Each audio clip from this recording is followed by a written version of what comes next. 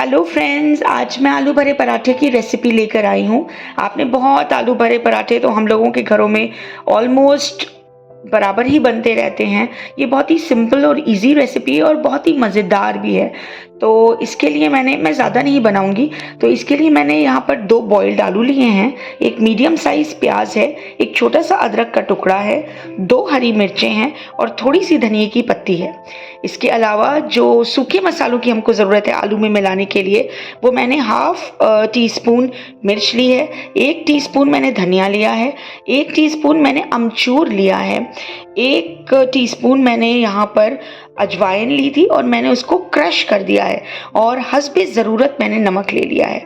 आप आलू के पराठों में जितना ज़्यादा खट्टा नमक और मिर्च होगी, यानी कि स्पाइसी होंगे, उतना ही वो मज़ेदार बनेंगे। बहुत ज़्यादा स्पाइसी नहीं, अगर आपके घर में बहुत ज़्यादा मिर्च नहीं खाई जाती है तो बात अलग है, मगर इन तीनों का प्रॉपर बैलेंस अगर होगा तो बहुत ही मज़ेदार बनने वाले हैं। तो मैं जा रही हूँ इन आलूओं को मैश करने के लिए। इसको मैं चॉप करूँगी, इसको भी मैं चॉप करूँगी, अदरक के टुकड़े को मैं ग्रेट करूँगी और धनिए की पत्ती को भी मैं चॉप करूँगी। जैसे आप देख सकते हैं यहाँ आलूओं को मैश करे हुए रखे हुए हैं।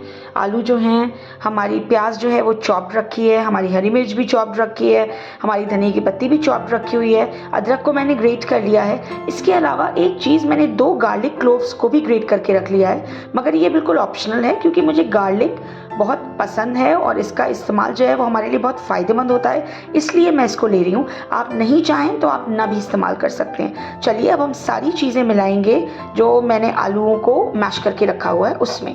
तो ये आलूओं का भरता रखा हुआ है, इसमें मैं प्याज मिला रही हूँ, मैंने चॉप्ड हरी मिर्च मिलाई, मैंने धनिए की पत्ती को मिलाया, गार्लिक क्लोव्स मिलाए और मैंने ये अदरक मिलाई। ये सारी चीज़ें मैंने मिला ली। अब मैं सूखे हुए मसाले भी मिलाने वाली हूँ। सारे सूखे मसाले मैं मिलाने के लिए जा रही हूँ। इसमें जो जो मैंने रखे थे वो सब मैं मिलाने के लिए जा रही हूँ, और अब हम इसको बहुत अच्छी तरह से मिक्स कर देंगे।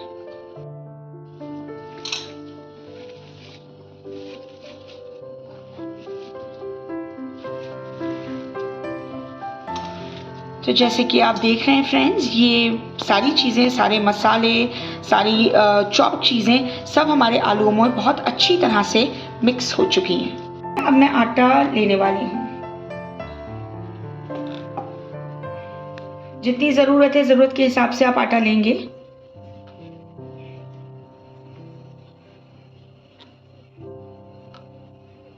मुझे ज़्यादा ज़रूरत नहीं है, इसलिए मैंने कम आटा लिया है। ये पराठों का आटा हमें सॉफ्ट रखना है क्योंकि हमें इसके अंदर स्टफिंग करनी है।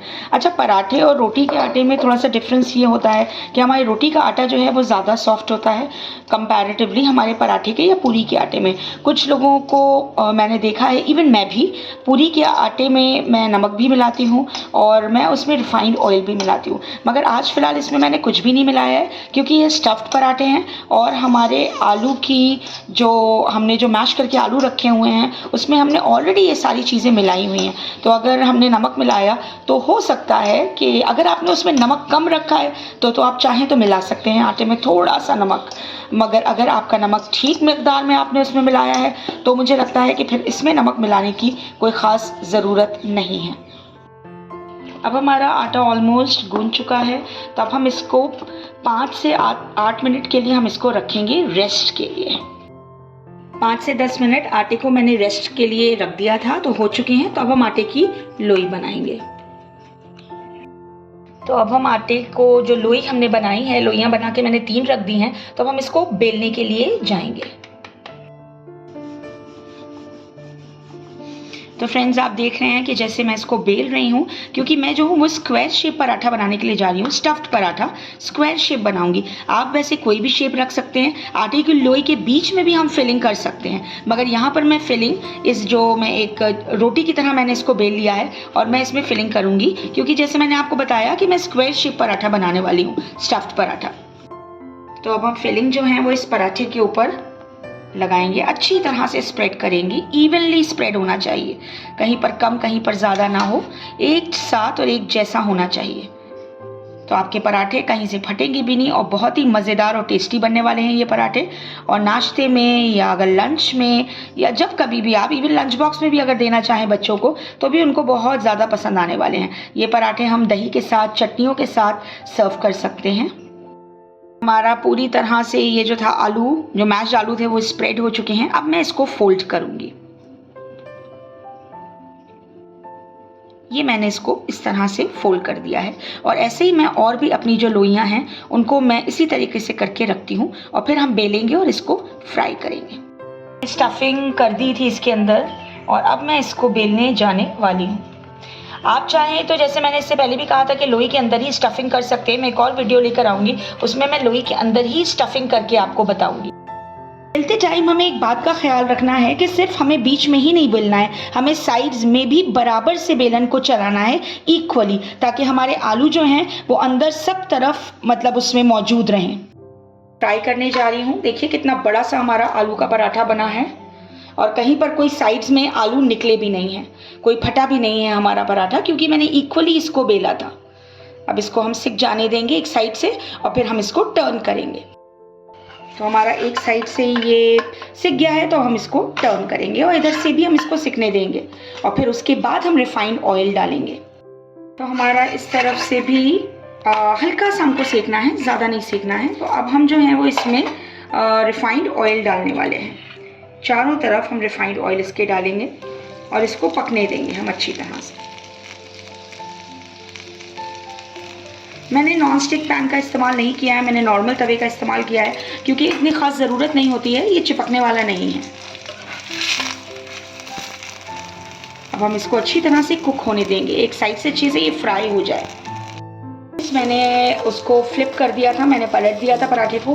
कितना अच्छा ये सिक के तैयार हुआ है, बिल्कुल एकदम गोल्डन हो रखा है और ये टेस्ट में भी बहुत ही मज़ेदार होने वाला है। ये मैं बिल्कुल इस बात के लिए मैं 100% श्योर हूँ।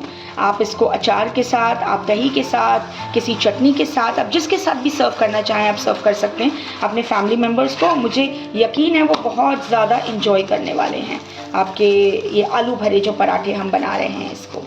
तो अब हम इसको प्लेट में रखेंगे और अब हम इसको सर्व करेंगे। ये मैंने इसको प्लेट में रखा है। ये बटर है, ये बटर आप इसके ऊपर डाल के खा सकते हैं। ये मैंने धनिया की पत्ती और इमली की चटनी ली हुई है और ये घर का बना हुआ मीठा दही है। तो आई होप इस तरह के ब्रेकफास्ट में आपको और आपके फैमिली मेम्बर्स को बहुत ही ज़्यादा मज़ा आने वाला है खाने में। Thank you so much. आपको मेरी रेसिपी अगर पसंद आई हो तो kindly subscribe my channel, like करें और बेल आइकन को प्रेस करें। जल्दी ही आऊँगी नई रेसिपी लेकर और बहुत ही मज़ेदार रेसिपी लेकर। Thank you so much.